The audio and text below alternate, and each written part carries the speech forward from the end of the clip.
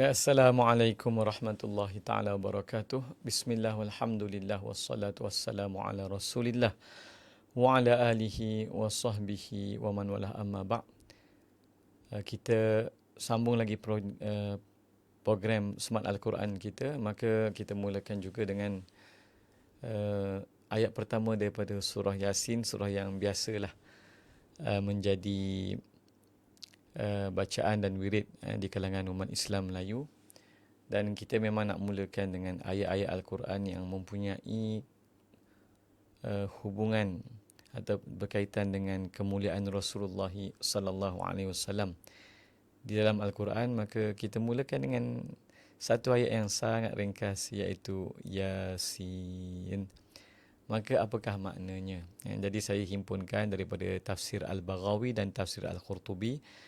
Maka kita sama-samalah lihat apakah makna-makna ataupun pendekatan para ulama, tafsiran para ulama bagi lafaz Yasin. Ya. Pandangan yang pertama adalah pandangan yang masyhur, iaitu pandangan yang diriwayatkan daripada Imam Asy-Sya'bi dan sekumpulan para ulama, bahawa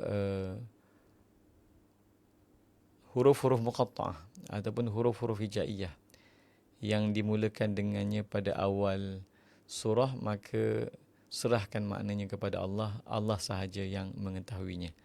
Maka ini pendekatan dipanggil tafwid. Ya. Namun di sana dinukilkan daripada hatta para sahabat radhiyallahu taala anhum ajma'in, mereka dan para ulama tabi'in dan ulama-ulama yang lain, mereka memberikan takwilan ataupun tafsiran bagi huruf-huruf ini. Maka kita lihatlah apakah pandangan para ulama berkenaan dengan makna Yasin. Ya. Daripada Abdullah bin Abbas, Sayyidina Abdullah bin Abbas radhiyallahu anhuma, beliau menyatakan bahawa makna Yasin itu adalah makna wahai insan, wahai manusia, ya insan. Dan ia merupakan bahasa kabilah Tai, kabilah Tai.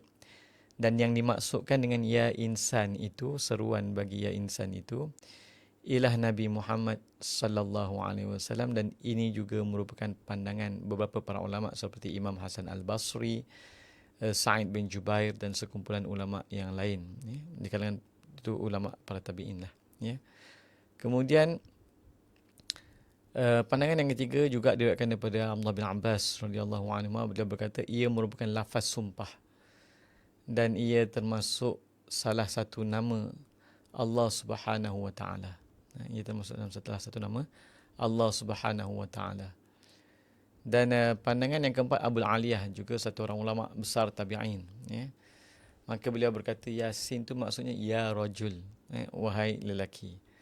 Dan kemudian Abu Bakar Al-Warraq berkata maksudnya ialah ya sayyidal bashar, wahai penghulu manusia. Dan saya sangat suka dengan takwilan ataupun tafsiran ini, ya sayyidal bashar.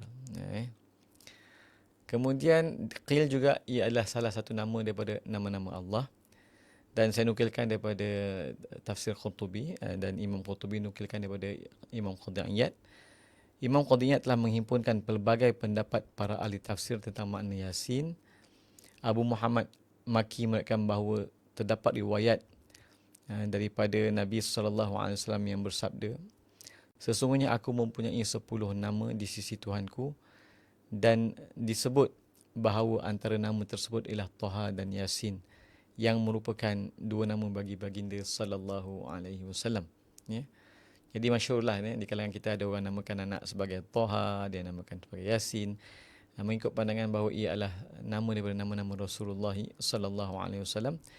Dan Imam Mawardi pula meriwayatkan daripada Sayyidina Ali radhiyallahu anhu bahawa beliau ada meriwayatkan bahawa beliau berkata Rasulullah SAW bersabda, sesungguhnya Allah Ta'ala menamakan aku dalam Al-Quran dengan 7 nama: Muhammad, Ahmad, Taha, Yasin, Al-Muzammil, Al-Muddathir dan Abdullah. Ini juga yang dinukilkan daripada Imam Qadiyat di dalam tafsir Al-Qurtubi.